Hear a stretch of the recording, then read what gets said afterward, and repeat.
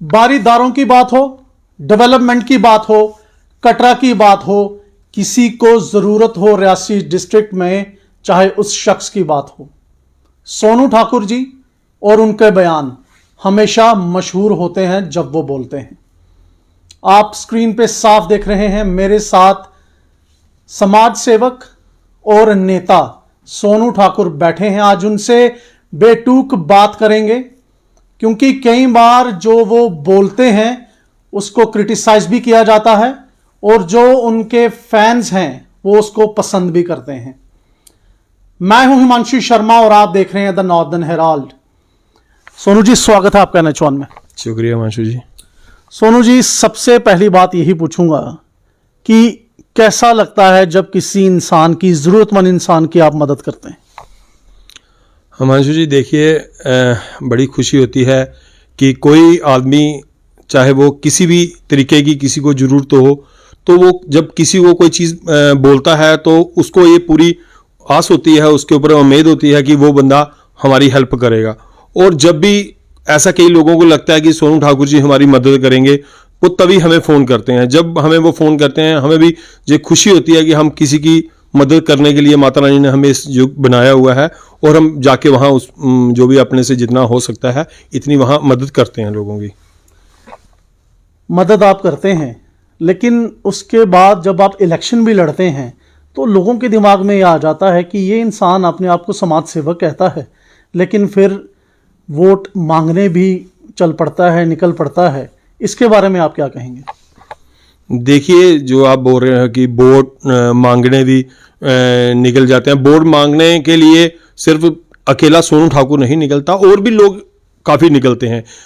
अगर हम किसी की कोई मदद करते हैं, हम किसी से कोई एफिडेविट तो लिखवाते नहीं है कि आप हमें वोट देना, कि हम आपकी मदद कर रहे हैं। वो लोगों की एक इच्छा है। उसमें आपने देखा होगा, चाहे मैंने पंचायत पुराना रूट से इलेक्शन लड़ी है, चाहे मैंने पंच की लड़ी, चाहे सरपंच की लड़ी, चाहे मैंने पैंथल ब्लॉक में डीडीसी की इलेक्शन लड़ी। जहां डीडीसी की इलेक्शन मैंने वहां लड़ी जहां मेरा खुद का भी वहां बोर्ड नहीं था, फिर भी मैंने वहां लड़ी, और मैं वहां से भी लोगों का, जो पैंथल ब्लॉक के जो लोग हैं, उन्होंने मेरे ऊपर काफ़ी बड़ा उन्होंने एक जिम्मेदारी और काफ़ी बड़ा मेरे ऊपर एहसान किया है कि जितने बोर्ड उन्होंने पैंथल ब्लॉक के लोगों ने मुझे दिए हैं, तो मुझे नहीं लगता कि अगर मैं, मेरे जैसा एक कैंडिडेट और एक पंच और जाके पैंथल ब्लॉक में, दूसरे ब्लॉक में वहां इलेक्शन लड़ी, वहां जहां मेरा खुद का बोर्ड भी नहीं था और आजाद कैंडिडेट तौर के ऊपर मैंने वहां इलेक्शन लड़ी।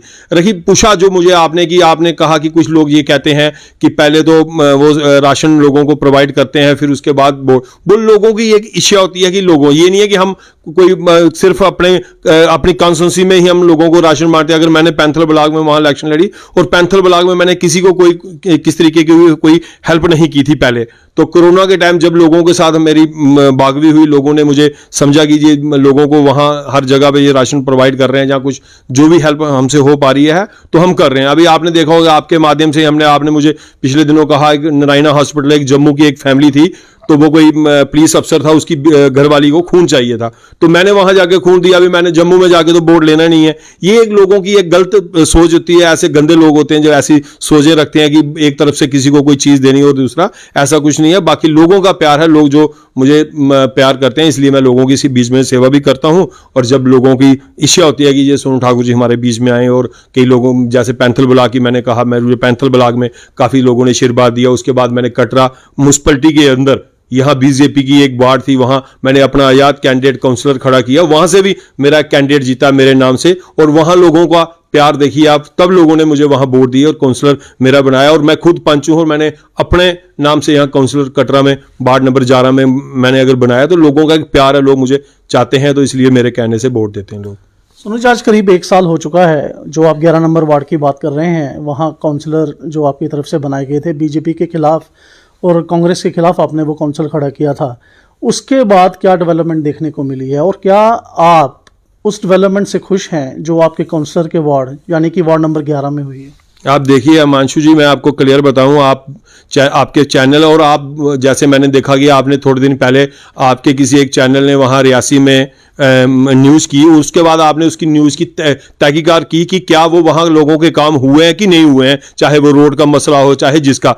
लेकिन मैं आपको ये दावे से कहता हूँ, आप वार्ड नंबर 11 में जाइए, वहां पूछिए लोगों को, आज उन लोगों को पानी की कोई जो समस्या थी, बिल्कुल पानी की समस्या उनके वहां नहीं है। रहा वहां 1 साल हो गया, 1 साल में वहां 3 काम अभी हमारे वहां चल रहे हैं। वो हमारा जो काउंसलर है भूषण कुमार जी बड़ा अच्छा काम कर रहे हैं और पानी और बिजली वहां बिल्कुल प्रॉपर अभी है। और एक गली का हमारा 16 लाख रुपए का एक जो प्रोजेक्ट है वो चल रहा है, उस गली का काम लगा हुआ है। लेकिन 1 साल के अंदर आपने देखा होगा उसमें से 3-4 महीने तो कोविड के निकल गए, लेकिन फिर भी जो काउंसलर है वहां आपने देखा होगा कि खासकर 11 नंबर जो वार्ड है वो सिर्फ वो लोग हैं जो बिल्कुल गरीब लोग हैं। और उन लोगों को आप पूछिए, आज उनके चाहे वो ढोल के आई कार्ड हो, चाहे उनके घोड़ों के कार्ड हो, प्रॉपर तरीके से हमारा जो काउंसलर है वहां अच्छे तरीके से काम कर रहा है और पूरी मेहनत से काम कर रहा है। मैं पूरे सेटिस्फाई हूं अपने काउंसलर से और वहां की जो 11 नंबर के लोग हैं उनसे, क्योंकि आपको पता है वहां काफी सारी दिक्कतें ही जो वहां काउंसलर थे उनकी डेथ हो चुकी थी, लेकिन काफी सारी जो गलियों में की जो दिक्कत थी, जो पुरानी वहां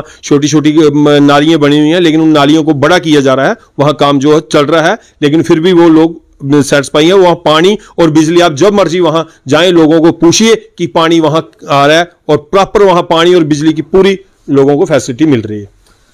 हम अपने दर्शकों को बता दें कि श्री माता वैष्णो देवी के ट्रैक पे एक गांव पड़ता है पुराना दरूड़, और पंच सोनू ठाकुर जी वहां से ही हैं।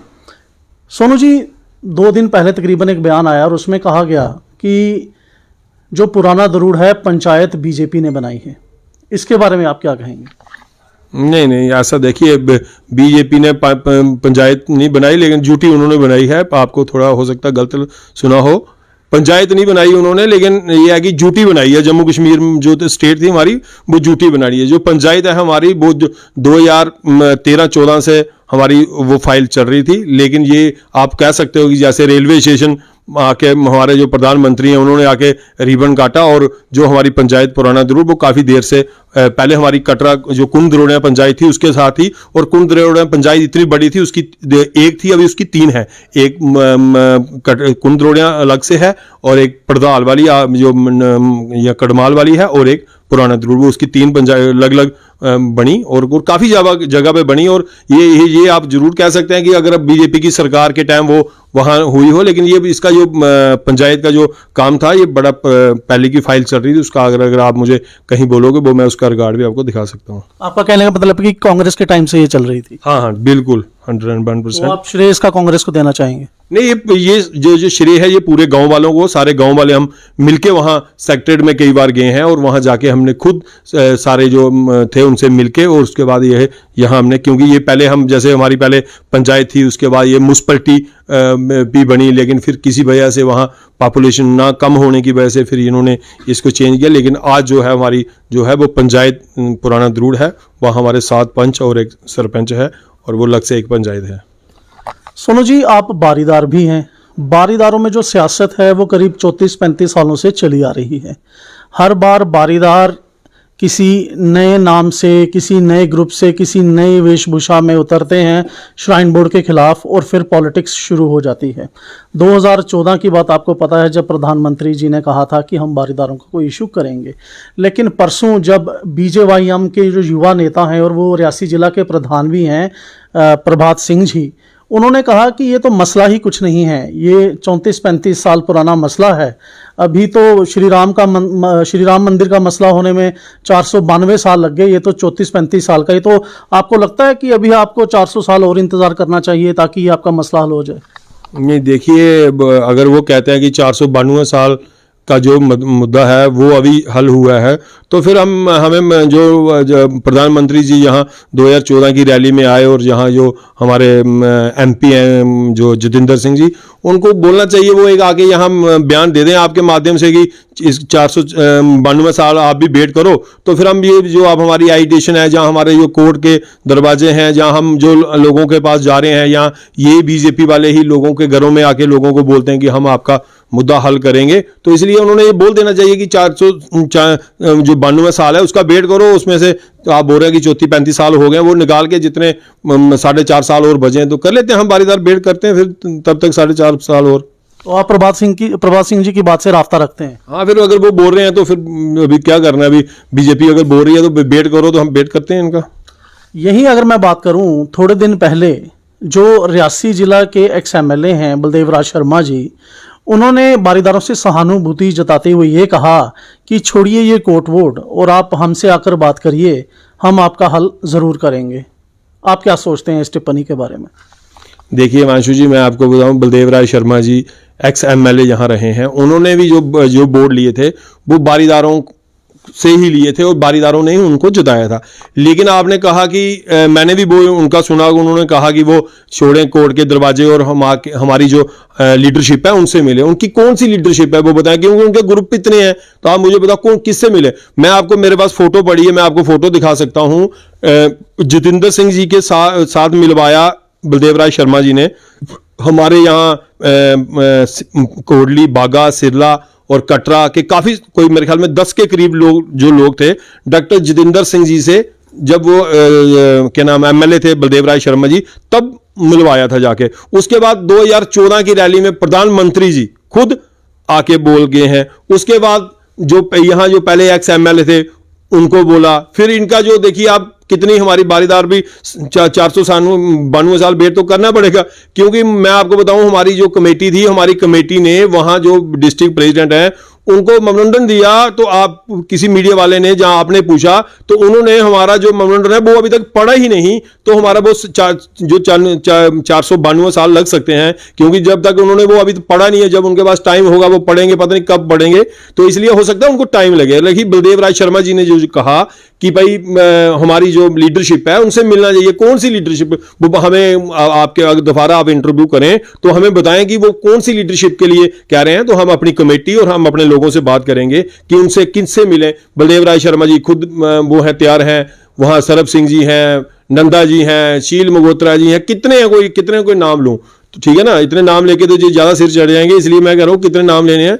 तो लेकिन मेरा ये कहने का मतलब है कि कौन सी लीडरशिप से मिले। जब हम जो प्रधानमंत्री हैं, सबसे बड़ी, हम तो उनको ही मानते हैं क्योंकि वो प्रधानमंत्री हैं। उन्होंने उनका कहना एक कानून है। अगर आज शाम को आपके चैनल के माध्यम से, जहां कहीं आए रात को आ जाए ना, वो बोले ना भाई और बहनों आज 8 बजे के बाद बंद, तो सब कुछ गवर्नमेंट करती है। जब उन्होंने आके यहां 2014 की रैली में कहा कि बारीदारों को मिलना चाहिए, प्रधानमंत्री का एक लफ्ज कानून होता है, ठीक है ना। अगर ये उसको नहीं मानते तो फिर मैंने आपके माध्यम से देखा था कि आपने जब रियासी के जो बीजेपी के डिस्ट्रिक्ट प्रेसिडेंट है, उन्होंने कहा कि मुझे तो ये भी नहीं पता कि उसमें लिखा गया है। तो बड़ी शर्म वाली बात है ऐसी लीडरशिप या ऐसे लोगों को। तो बलदेव जी शर्मा जी, उन्होंने ये कहना चाहिए, बताना चाहिए, हमारे जो प्रेसिडेंट है उनको बताना चाहिए कि कौन सी लीडरशिप है, उनसे मिलें। हम जाएंगे वहां मिलने, हम तो सबके पास जा रहे हैं, क्योंकि ये भी आएंगे और थोड़े दिनों बाद इलेक्शन होगी, ये भी हमारे घरों में आएंगे कि हमने आपका मसला हल करना है। इसलिए वो हमारी लीडरशिप से, वो कह रहे हैं कि हमारी लीडरशिप से मिले। बलदेव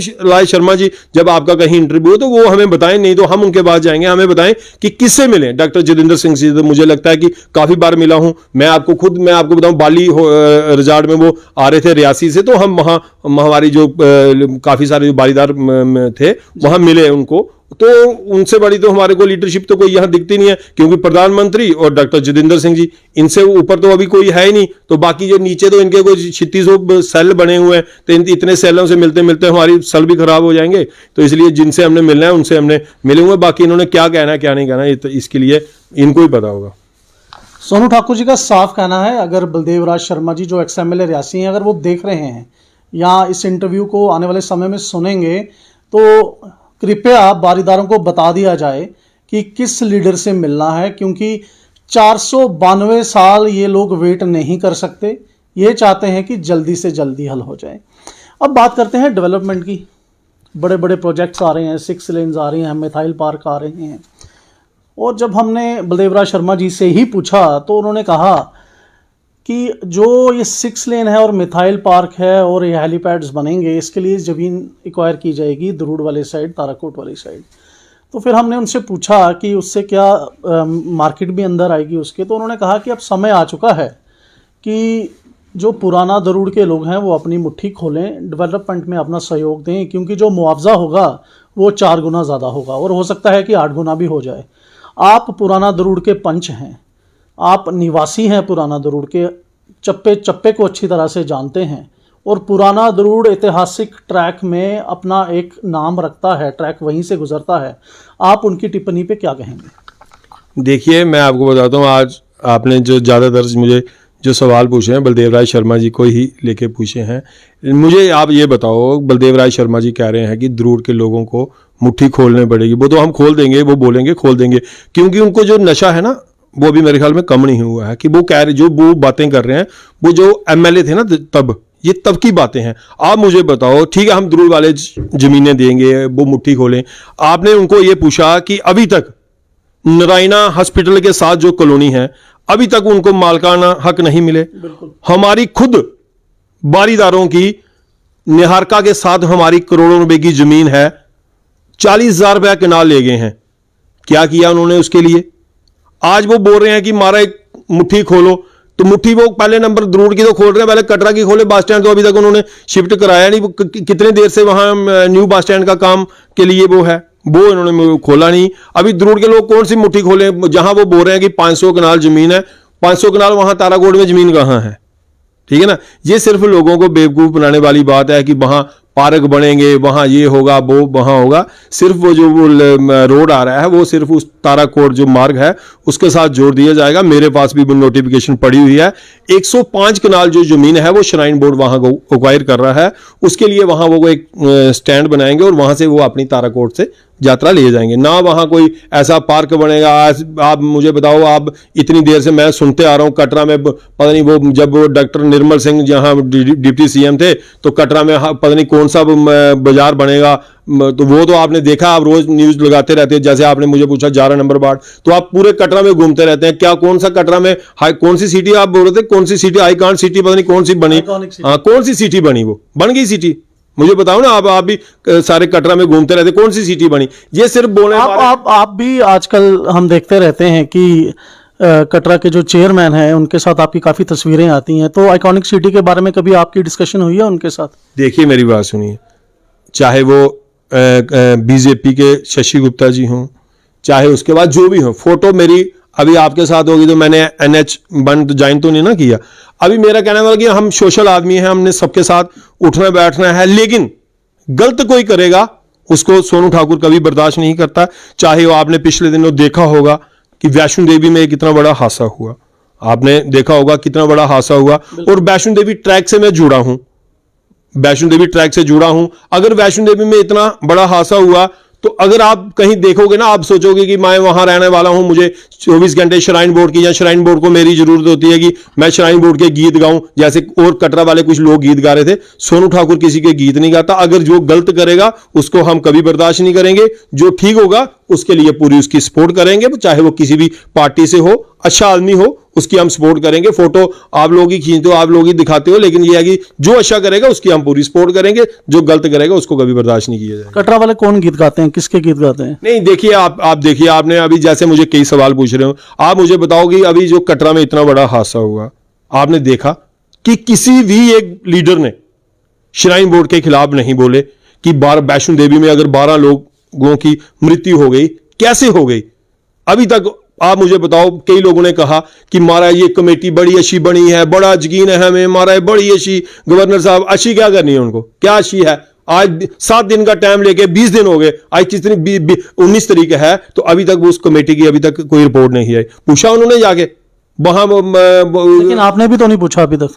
हाँ जी, आपने भी तो नहीं पूछा अभी तक। आप भी तो लीडर है, कटरा देखता है आपकी तरफ। देखिए मेरी बात सुनिए, कटरा मेरी तरफ मुझे क्या देखेगा? कटरा, मैं आपको बताऊं, मैं एक पंच हूं पुराना द्रूर से। मैं तो अभी कटरा के कुछ जो लोग हैं, अगर और कई सारे मुद्दों पे आगे आते हैं, चाहे वो प्रधानमंत्री की स्कूटी को लेके हो, चाहे जहां जब राहुल गांधी जी आए तब का जो मसला हो, तो आज उन लोगों ने बाहर निकलना चाहिए, उन लोगों को भी निकलना चाहिए। आपने देखा होगा कि पिछले दिनों जब हमारे जो एक्स एमएलए है बलदेव राय शर्मा जी, उन्होंने जब हॉस्पिटल के बाहर एक बयान दिया ठोक के कि मारे इनके ऊपर जो सीओ है इसके ऊपर 302 का मुकदमा होना चाहिए, इनको ये करना चाहिए, तो दूसरे दिन वो वहां पहुंच गए कमेटी के पास कि मारा हमारा वो करो, कटरा को पार्क बनाओ, कटरा में सिटी बनाओ, ये कराओ। ये चीजें अच्छी नहीं है। लेकिन आपने मुझे कहा कि आप भी नहीं निकले। मैं आपको ये बताऊं, मैं बड़ी जल्दी बाहर निकलूंगा और इसकी जो इंक्वायरी है उसकी करवाएंगे। और मुझे कई लोगों ने कहा भी होगा कि मारे आप वहां श्राइन बोर्ड के खिलाफ बोलते हो, जहां श्राइन बोर्ड का जय होता है। सोनू ठाकुर किसी श्राइन बोर्ड या किसी से कोई नहीं डरता, ना मुझे इनसे कुछ लेना है ना मैं इनको देना है। अगर ये गलत करेंगे मैं इनको बिल्कुल वहां नंगा करूंगा और पूरे इनके जो भी चिट्ठे हैं वो बाहर निकालूंगा। और मुझे वो जो यात्री हैं वो हमारे भगवान है, वो हमें रोजी रोटी देते हैं। आपने देखा होगा पिछले दिनों जब कोरोना महामारी चल रही थी, यहां एक भी यात्री वैष्णो देवी में नहीं था, तो उस टाइम की आपने हालत देखी होगी कि लोगों की क्या हालत थी। आज अगर बाहर से जहां यात्री आके बस स्टैंड पे कटरा में आके रोके गए हैं बिना दर्शनों के, तो उन लोगों के ऊपर क्या गुजरी होगी उनकी। तो मुझे तो नहीं लगता कि उनकी फैमिली का कोई यहां दर्शन करने भी दोबारा आएगा। इसलिए बड़ा दुख होता है। उन लोगों को भी इस चीजों में आगे आना चाहिए, चाहे कोई भी जिसकी भी गलती हो, इस गलती का सुधार होना चाहिए। कि ये नहीं है कि आप लोगों को कहोगे कि मारे हमने पर्ची ऑनलाइन कर दी, मारे बाथिंग गार्ड बंद कर दिया। वो किसके लिए? बाथिंग गार्ड बंद करने से क्या होगा? यात्रियों को इंसाफ मिल जाएगा? वो तो सिर्फ लोगों को दिखाने के लिए हमने वीआईपी, अगर वीआईपी सब कुछ आपने ऑनलाइन करना है ना, तो आप जितने भी आपकी हेलीकॉप्टर टिकट है वो सारी ऑनलाइन कीजिए। भवन पे जितने रूम है सारे ऑनलाइन कीजिए। भवन पे जो अड़का आती है सारी ऑनलाइन कीजिए। बैटरी कार सारी ऑनलाइन करो, फिर पता चलता है कि वीआईपी कल्चर बंद हो जाए। उसी दिन श्राइन बोर्ड अपना बोरी बिस्तरा लेके भाग जाएगा, क्योंकि इन्होंने वीआईपी सिस्टम ऊपर चलाना है। अगर ये सब कुछ ऑनलाइन कर देंगे तो इनके कोई भी गेस्ट, आप क्या सोच रहे हो कि अगर ये लोग, कुछ लोग कहते हैं कि महाराज ये बंद हो जाएगा तो लोगों को ऐसी तैसी किसी की, अगर मैं यहाँ का रहने वाला हूँ, क्या कौन सा कल्चर बंद करेंगे? अगर ये हमें नहीं वहां दर्शन करने देंगे तो हम इनको वहां जाने देंगे, इनके वीआईपीओ को? इसलिए मैं ये कहना चाहता हूं कि अगर इन्होंने इतने ही श्राइन बोर्ड को फिगर है कि वीआईपी जो ऑनलाइन पर्ची है जिसकी वजह से दिक्कत होती है, तो इसलिए ये करना है तो सब कुछ करो। बाकी ये लोगों को डराने के लिए हमारे कटरा ऑनलाइन पर्ची करने से, वहां करने से हमारे श्राइन बोर्ड ने एक्शन ले लिया। क्या एक्शन लिया? मुझे नहीं लगता अभी तक कोई एक्शन लिया है। उन लोगों को भी आना चाहिए जो लोग बयान दे रहे हैं कि बड़ी अच्छी कमेटी बनी है, उन लोगों ने भी आगे आना चाहिए कि ये कमेटी ने अभी तक कोई फैसला नहीं किया। अभी तक इन्होंने रिपोर्ट देनी चाहिए और पब्लिक को दिखानी चाहिए कि श्राइन बोर्ड और माता रानी के दरबार में अगर इतना बड़ा हादसा हुआ तो हमारे जो एलजी साहब हैं उन्होंने क्या एक्शन लिया इस मुद्दे पर। सोनू जी, आप सोशल वर्क बढ़ चढ़ के करते हैं, रोज़ ही आप सुर्खियों में रहते हैं, और इसके लिए जो रियासी डिस्ट्रिक्ट के खासकर अगर मैं बात करूं तो जो ज़रूरतमंद लोग हैं वो अक्सर आपको अप्रोच करते हैं और आपके धन्यवादी भी हैं। लेकिन अगर मैं पिछले कुछ महीनों के घटनाक्रम की बात करूं, जब आप पॉलिटिकल डिसीजंस लेते हैं तो लोगों का कहना है कि सोनू ठाकुर जल्दी में पॉलिटिकल डिसीजन लेते हैं। क्या ये बात सही है? देखिए, मैं आपने मुझे पूछा तो आप जैसे कि पहले स्टार्टिंग में ही आपने ये मुझे पूछा, मैं आपको बताऊं, मैंने जो अपना अभी तक का जो कैरियर है, आज आपके माध्यम से मुझे सारे लोग सुन रहे हैं, चाहे उसमें से काफ़ी सारे जो लीडर हैं, एमएलए खड़े हुए हैं, कोई एक लीडर भी मुझे कह दे कि सोनू ने हमारे साथ चला है। मैंने अभी तक जब से मैं चला हूं तो मैंने कांग्रेस पार्टी को वोट दिया है और कांग्रेस पार्टी में मैंने अपना 20-25 साल दिए हैं। लेकिन आपने कहा कि बहुत जल्दी डिसीजन लेता हूं, उसके लिए मैं आपको बताऊंगा कि मैं कांग्रेस पार्टी का में चलता हूं और कांग्रेस पार्टी से ही मैंने अपनी सेवा शुरू की है। उसके बाद जैसे ही अभी पिछले दिनों यहां जम्मू कश्मीर में डीडीसी इलेक्शनें हुई, जब डीडीसी इलेक्शनें हुई तो मेरा जो कटरा ब्लॉक था वो लेडीज रिजर्व हो गया, तो इसलिए मुझे लगा कि मुझे इलेक्शन लड़नी चाहिए, मेरे लोगों को ये लगता था। लेकिन मेरी जो पंचायत, मेरा जो बोर्ड था या मेरी जो ब्लॉक था वो कटरा था, लेकिन मैंने डिसीजन लिया कि मुझे पैंथल से इलेक्शन लड़नी चाहिए। तो मेरी जो हाई कमांड थी, हमारे जो यहाँ एमएलए थे, एक्स एमएलए जुगल किशोर शर्मा जी, हमने उनके आगे अपनी गुहार लगाई कि हमें भी वहाँ से मौका दिया जाए और हमें वहाँ इलेक्शन लड़नी है। तो उन्होंने अपने जो बाकी लोग थे उनसे भी उन्होंने बात की, तो उसमें देखा होगा कि आपने वो टिकट देने में हमें 10 दिन लग गए कि कोई भी जो डिसीजन है वो अच्छा नहीं आया। उसके बाद वहाँ जो हमारी हाई कमांड थी उन्होंने यहाँ जो पैंथल ब्लॉक के अंदर जबर भेजे, बलवान सिंह ठाकुर वो भी भेजे, वो भी हुआ। लेकिन हो सकता है कि वहाँ उस टाइम यहाँ जो हमारे एक्स एमएलए थे जिनका मैंने आपको नाम बताया, जुगल किशोर शर्मा जी, उनको भी यहाँ जो पैंथल ब्लॉक में कुछ लोग थे ऐसे जो उनको गुमराह कर रहे थे कि बाहर से बाहर वाले को टिकट नहीं देनी, अगर बाहर वाला यहाँ आके इलेक्शन लड़ेगा तो हम आपकी ये इसको बाईकाट करेंगे, हम इलेक्शन नहीं लड़ेंगे। तो वो हो सकता है उस प्रेशर में आके उन्होंने मुझे वहां टिकट नहीं दी। उसके लिए मुझे उनसे भी, जुगल किशोर शर्मा जी से भी बड़ा गुस्सा था, क्योंकि मैंने पार्टी में इतना टाइम दिया था। लेकिन मैंने फिर मन बना लिया था, आप जैसे सारे लोग मेरे साथ थे, और मैंने मन बना लिया था चाहे मैं इलेक्शन जैसे भी लड़ूं, लेकिन मुझे पैंथल ब्लॉक में इलेक्शन लड़नी है। और मैंने पैंथल ब्लॉक में वो इलेक्शन लड़ी, चाहे मैं, जैसे मैंने स्टार्टिंग में बताया, मुझे पैंथर के लोगों ने मुझे वोट दिए, उसके बाद मैंने डिसीजन में, आपने कहा मैंने कोई ऐसा कोई डिसीजन नहीं लिया। उसके बाद जैसे ही जब मैंने कांग्रेस से मैंने इस्तीफा नहीं दिया, और ना मैं कोई इतना बड़ा कोई लीडर था मैंने इस्तीफा देना था, लेकिन मैंने कांग्रेस पार्टी से किनारा कर लिया कि मैंने अभी कांग्रेस पार्टी में मेरे साथ धोखा हुआ है, मेरे को टिकट नहीं दी। उसके बाद आपने देखा होगा मेरे फोटो भी वायरल हुए। उसके बाद बीच में जो हमारे अभी द्रविंदर सिंह राणा है वो बीजेपी में चलेंगे, उस टाइम वो एनसी में थे, तो उनके साथ मेरी एक मीटिंग हुई। वहां मैं उनके घर पे अक्सर जाते रहते हैं, जैसे आपने कहा कि हमारे आपकी फोटो शशि गुप्ता जी के साथ आ गई, उसकी आ गई, तो मैं उनके घर वहां गया। तो फोटो खिंचाने में मैं कोई डरता तो हूं नहीं, किसी का पिट्ठू तो हूं नहीं कि मुझे फोटो खिंचाने में वहां शर्म आती है।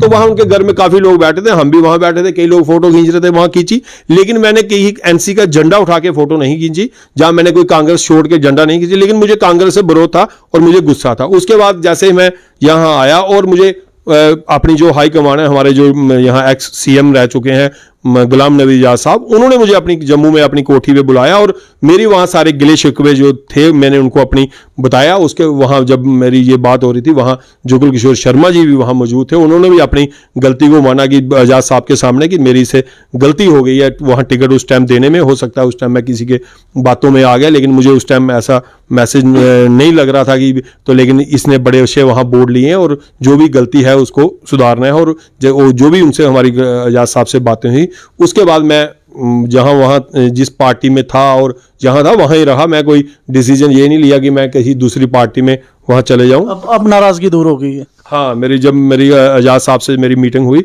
तो उनसे जब बैठ के मेरी जो भी गिले शिकवे थे वो दूर हुए। जो मेरी अपनी मुझे दुख था कि मेरे को टिकट नहीं मिली, उसका मैंने पूरा विरोध किया और जोरों से विरोध किया। ये नहीं कि मैं कोई अपने घर में बैठ के विरोध करता रहा, लेकिन मैंने पूरे आपके माध्यम से, आपके चैनल के माध्यम से, या जितने भी मेरे वो हैं उनके माध्यम से मैंने बिल्कुल चैलेंज किया था कि मेरे को अगर आपने टिकट नहीं दी तो मैं भी कांग्रेस का कैंडिडेट पैंथर ब्लॉक से जीतने नहीं दूंगा। और मैंने जितने मेरे हो सकते हैं इतने मैंने बोर्ड भी लिए और मैं वहाँ बड़े अच्छे मार्जिन से मुझे वहाँ बोर्ड मिले। और मैं पैंथर के लोगों का फिर लोगों को नमस्कार करता हूँ कि जिन लोगों ने मुझे बाहर का बोल के भी इतने लोगों ने मुझे वोट दिए। तो इसलिए मैं वहाँ जहाँ कांग्रेस में हूँ, कांग्रेस में ही हूँ।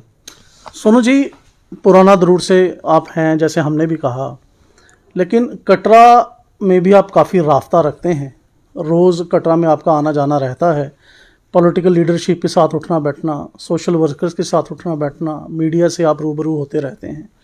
क्या कहेंगे, कटरा जिस हिसाब से 1 करोड़ लोगों को हर साल कैटर करता है, यहाँ पे श्राइन बोर्ड भी है, यहाँ पे म्यूनिसिपल कमेटी कटरा भी है, डेवलपमेंट उस हिसाब से यहाँ पे है, क्या कहेंगे आप इस बारे में?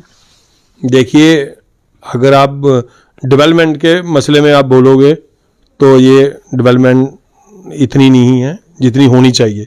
लेकिन आपने, जैसे मैं आपको बताऊं, आपने मुझे कहा, जो आपके इंटरव्यू मैंने देखा था, ये नहीं है कि आप कोई बात बोलोगे मैं कोई मुझे याद नहीं है, मेरा भी इतना। आपने एक इंटरव्यू किया था कटरा के, जो जिनका आप नाम ले रहे हैं, चेयरमैन साहब के मेरे दोस्त हैं, या उनके साथ फोटो मेरी देखी आपने, उनका और 2 नंबर वार्ड के काउंसलर रवि नाग जी का इंटरव्यू वो किया था। तो आपने ये वहां मुद्दा उठाया था, मुझे याद है कि आपने कहा कि अगर डिस्ट्रिक्ट रियासी में काउंसिल बनी है तो आपने इसको कटरा में चेयरमैन साहब को कहा कि आपने इसको काउंसिल बनाना चाहिए था। तो मुझे जब उस टाइम चेयरमैन साहब ने आपको ये बोला कि महाराज, मुझे डॉक्टर जतिंदर सिंह जी ने बोला कि आप अपने आप को काउंसिल ही समझें, आप अपने आप को कौंसल ही समझे। इसलिए मैं ये कह रहा हूं, वो अपने आप को कौंसल समझ रहे हैं तो अपने आप को चाहे वो प्रधानमंत्री समझें, लेकिन डेवलपमेंट तो होगी नहीं, ठीक है ना। क्योंकि कटरा में जितनी पॉपुलेशन है उसके हिसाब से तो अगर डेवलपमेंट करनी होगी तो बहुत है, लेकिन यहाँ यात्री 1 करोड़ 1.5 करोड़ साल का आता है। उसके बाद यहाँ जो दुकानदार हैं, लोकल लोग हैं, जहाँ बाहर से काम करने वाले सुबह शाम जो हमारे कटरा और पैंथर ब्लॉक के लोग जो सुबह आते हैं शाम को वापस जाते हैं काम करके, वो भी कटरा में ही आगे। इसलिए वहाँ यहाँ सबसे पहली जो कटरा की जो डिमांड है, इसको कटरा को काउंसिल बने और उस तरीके की डेवलपमेंट होगी। तो मुझे नहीं लगता है कि बीजेपी के टाइम पे ये काउंसिल बन जाए। मुझे पता है जैसे ड्यूटी बनी है, कहीं जम्मू कश्मीर को दोबारा से कहीं तहसील ना बना दें, तो ऐसा मुझे लगता है। सोनू ठाकुर जी, आखिरी सवाल रहेगा, कहाँ देखते हैं आप अपने आप को, जो पिछले 1.5-2 साल में घटनाक्रम हुआ है आपकी पॉलिटिकल लीडरशिप को लेके? पुराना दुड़ को आप रिप्रेजेंट करते थे, सरपंच थे, उसके बाद पंच बने, उसके बाद आपने कोशिश की डीडीसी इलेक्शन आने में, अपना फ्यूचर कहाँ देखते हैं आप पॉलिटिकल वर्ल्ड में, खासकर अगर मैं रियासी डिस्ट्रिक्ट की बात करूं? देखिए, आपने कहा कि मैं अभी आज जैसे वहाँ मैंने जो भी है, आज मैं एक बड़ा कांग्रेस का एक छोटा सा कार्यकर्ता हूँ, लेकिन मैं अभी जहाँ हूँ वहाँ तक ही हूँ। लेकिन हमारी जो हाई कमान है, जो फैसला वो करेगी, हम उसके ऊपर पूरा बैठे हैं। लेकिन हाई कमान भी आपको पता है, मैं इसमें कोई बताने में, इसलिए आप मेरा एक लाइव इंटरव्यू जो कर रहे हैं, इसलिए मुझे भी बताने में कोई इस चीज़ का प्रेज नहीं मैं करूँगा कि कांग्रेस एक बड़ी मजबूत पार्टी है और सबसे पुरानी पार्टी है। लेकिन अगर कांग्रेस को, जैसे मैंने कहा कि कांग्रेस अगर पैंथल बला की, मैंने खुद कहा कि मैं कांग्रेस का कैंडिडेट नहीं जीतने दूंगा, कांग्रेस को ही खा रही है। तो इसलिए पिछले दिनों आपने देखा होगा कि जो हमारी जो हाई कमान है, वहां काफी लोगों ने इस्तीफे दिए, क्योंकि जहां वहां वो सारे लोग मीर साहब के खिलाफ हैं और अयाज साहब की लॉबी में चल रहे हैं। जब तक जम्मू कश्मीर में गुलाम नबी आजाद साहब सीएम का कैंडिडेट नहीं आएंगे, तो मुझे नहीं लगता है कि कांग्रेस जम्मू कश्मीर में एक भी सीट निकाल पाएगी। ये तो बयान रहा आपका, लेकिन हमारे रियासी डिस्ट्रिक्ट के ही जो कांग्रेस के जिला प्रधान हैं, वो जीए मीर साहब के साथ चलते हैं, ये जग जाहिर है। तो आप कहते हैं कि गुलाम नबी आज़ाद साहब को एज ए सीएम कैंडिडेट आना चाहिए। तो अगर मैं रियासी की ही बात करूं, तो इस हिसाब से कांग्रेस कैसे एक साथ होकर आगे चल पाएगी, जहां पे दो कांग्रेस के नेता अलग अलग बयान देते हैं? देखिए, नेता वो है, मैं नेता नहीं हूं, मैं वर्कर हूं। आपने कहा कि वो मीर के साथ चलते हैं डिस्ट्रिक्ट प्रेसिडेंट, तो मैं भी तो राहुल गांधी के साथ चल रहा हूं। मैंने चल के क्या करना है?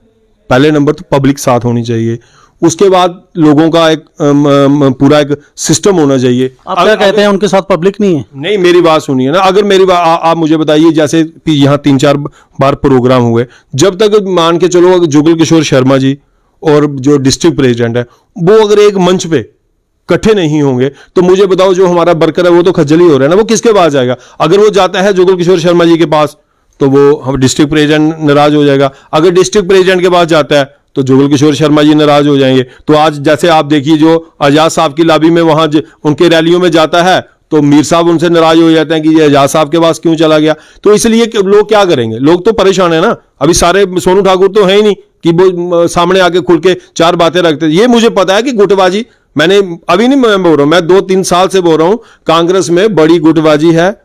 अगर गुटबाजी नहीं होती तो काफी सारे लोगों ने अलग अलग तरीके से इलेक्शन क्यों लड़ी? कटरा में ही लड़ी। तो इसलिए हम मेरी राय कहाँ मानेंगे वो, लेकिन फिर भी मेरी ये राय है कि जब तक हाई कमान कोई अच्छा डिसीजन नहीं लेती, तब तक यहाँ कांग्रेस को इलेक्शन लड़नी नहीं चाहिए जम्मू कश्मीर में। चलो, धन्यवाद सोनू ठाकुर जी।